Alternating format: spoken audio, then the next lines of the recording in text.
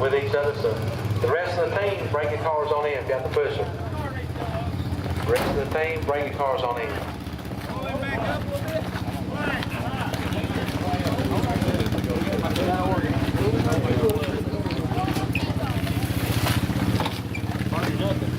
Yeah. All right. This is the gasser guy.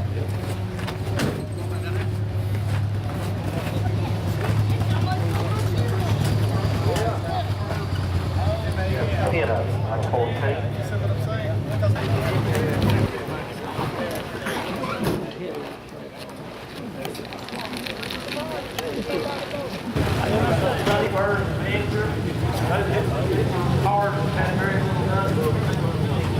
Of course, obviously, we got better engines now, better.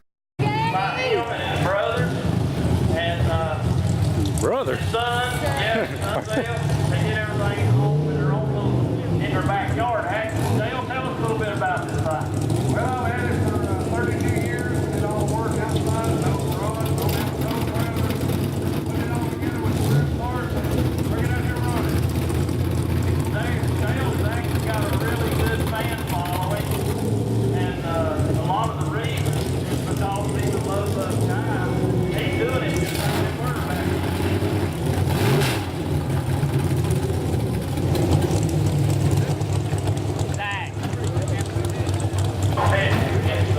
It's the late model cars and all that stuff. So we put our own little group together so we can run each other. Everybody here has went to a really, really special effort to build their car. This ain't, you can't buy these cars off some catalog or something like this. Most everybody's wheelie bars have to be handmade. Because to get a wheelie bar like the 60s, you can't buy them anymore. The tires and wheels is a big problem. But I'm going to walk around and try to introduce you to all the drivers. I'm going to start right here with the all business Chevelle, Keith Callan. He can tell a little bit about your car, and I think he's got a little bit of racing history. Oh, yes, sir. I'd really like to start off by that. I thought you should say the best last. I did. Yeah, this is a car that we drove around Anderson, Belton area, so about 2 hours from here. Had some street racing history. We found it a few racetracks around. It's set for about 20 years. Pulled it out, made a street car out of it.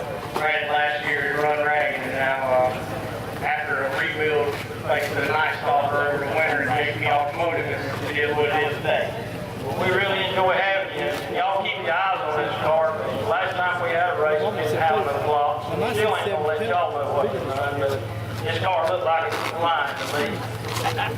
We got Tommy Lumley. I know this car was an original gasser. Tommy, tell us a little bit about it. It's a 40 Chevrolet Coupe. It came out of Southern California. A gentleman named Don Vance built it. And he built it in the early 70s, ran a 468 big block, alcohol injected. Then eventually it got slowed down and came to the Carolinas in the late 90s where I purchased it. And currently it runs a big block Chevy and a 57 Pontiac Oldsmobile rear end. Thank you, Tommy. Tommy really puts on a show. You walk under the front of this thing when it leaves the starting line. This car don't need no introduction. Everybody knows Greg Porter because he tests here a lot. I've been looking for that executioner all day. Y'all anybody seen it? Oh, anybody seen it? He laughs at me because I changed the name to the Grand Illusion. So I tell him now you see it, now you don't. Now Greg's car is the probably most period correct car out here. It's an original gasser. It was raced by Dew Moore back in the 60s. And he puts on one of the better shows. And he's won most of the races, but I think some other people's got something to say about that. Amen. Wayne, Yes, sir. line the drivers in my car. Each Mustang. I got it when I was 13 years old. Never thought about building another car like that until we came and seen some of these cars running. We had so much fun watching, we knew it had to be more fun to do it. So that's basically where it came from.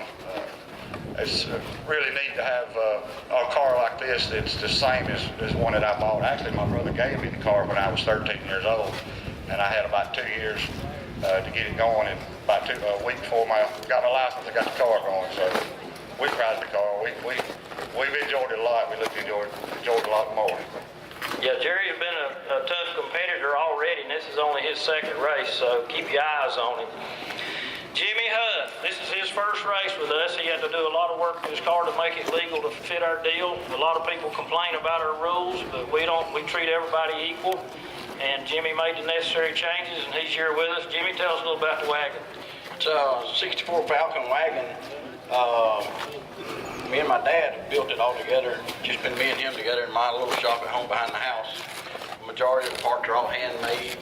A lot of stuff, like I've talked to Queen about, I made them crooked or different ways, just the way they were back then, because it's what I enjoy, making my own everything myself. My dad, most times, I say, he sits there and hands me the wrenches more than anything, but it's an enjoyment that me and him both get to enjoy together. That's one thing we like about this. It's a family deal. We try to keep it that way. Try to keep down trouble, except for me and Greg Porter, but other than that. But Jimmy and his dad, they actually built the ladder bars on this car, or traction bars they called them back then. They copied an FX car from back in the factory experimental days. Shannon Smith, the first race that we really went into an elimination style. It's Yalla, just like his dad's old race car. It's got the original steering wheel out of his dad's race car. I believe it's the story, but I'll let Shannon tell it. Yeah, this is my dad's fault. That's all I can say. Blamed it on you, Charles. I think Linda had something to do with it too. She was, Donovan, tell us about the angling. I don't know what to say about it other than it's 92 inches long. It's 327 cubic inches. And as faster these cars get, they're going to be a 6 pound per cubic inch weight rule in force. And I'm ready to start shedding some pounds and hurting some feet. Outrun Quayne there at the last race at Union. Made him disappear, they said. Put the light on the moonlighter. And I think old Night Stalker back here, I think I eliminated him. I don't know, did I, Porter? Greg, you back there? That's the best race all weekend, buddy. But no doubt, this is fun stuff. I love seeing all this stuff out here, and I just hope I can keep growing in drag racing. One of the reasons we're doing this is for the young people to show them what it was like in the 60s. Little did we know one of them was going to get involved in it. Don was only 20 years old. Another car that needs no introduction, Gene Cromer and the Moonlighter. This car raced in the 60s. Greer, I don't know if he ever raced here or not, but I'm sure he did. But if he did, you would remember him because he won. And this car was drug out of a building about 2 years ago and restored back. Gene's 81 years old, and he had no other way but to be the only one to drive it again. So here he is today to put on a show for y'all. Gene? Car, and first ran in 65. I started building in 63 and 64. I ran in 65 to 73, and then cut it, then tore it apart, put it in the building, and that's where it sat for 40 years till Quayne come along. He got me involved, and a bunch of friends, managers, and fans, a whole lot of people then put this thing back together. And I really just appreciate everybody. Just have a ball with it. Thank you.